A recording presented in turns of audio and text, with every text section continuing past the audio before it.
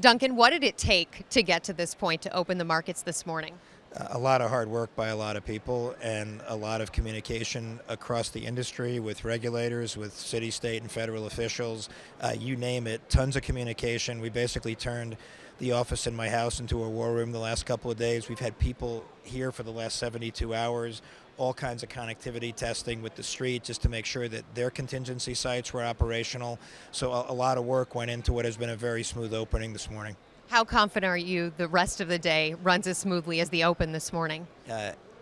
I am very, very confident. I think we already got through the toughest part of it, because the toughest part that you don't know, no matter how much testing you do, is when the lights actually come on and you hit the button. Does everything work the way it's supposed to? Have you thought of every potential outcome? So far, given that 100 million shares is already traded, the stock's open fluidly, the market's up 0.5%, I would say we've crossed the biggest hurdle we're going to have to cross today, but we're certainly not going to relax because we think the afternoon, in particular the close, will be very busy today.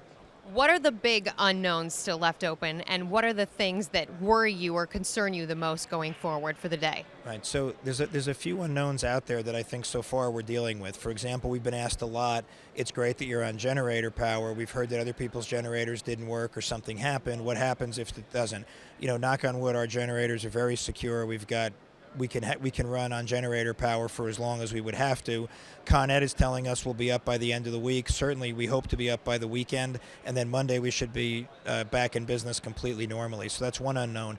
The second unknown that we're still dealing with, and it really affects the community down here on the floor more than the people coming in from the outside, is some of the network connectivity is still a bit spotty. Like if you're trying to use your BlackBerry today, you'll notice it's in and out. Some people didn't have internet access this morning. We even had to give some people access to some of our phone lines because they could not make incoming or outgoing phone calls because of a network, whatever network provider they chose wasn't working. So we've been able to backfill that this morning. I think I'd feel much better if all that stuff just sort of worked itself out. But I don't think there's going to be lights in Lower Manhattan until at least the weekend. So right now we're the only building that's lit up, and we'll see what we have to do from here.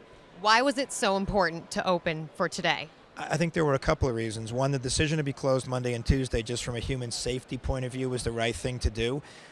This is a month end. We assessed the situation with all the experts and all the officials, and we were comfortable that we could get people here safely today. We definitely got the sense from the broader marketplace and the regulators and policymakers that it was important to reopen. And I think the industry agreed that at some point you do what's right and you worry about human safety first. Check the box, that was taken care of. At a certain point, you're obliged to reopen because otherwise confidence starts to erode. So I think we felt pretty comfortable this was the right day to try to target being open, and the weather cooperated and the recovery efforts cooperated, and we were able to do that. Duncan Niederauer, thank you.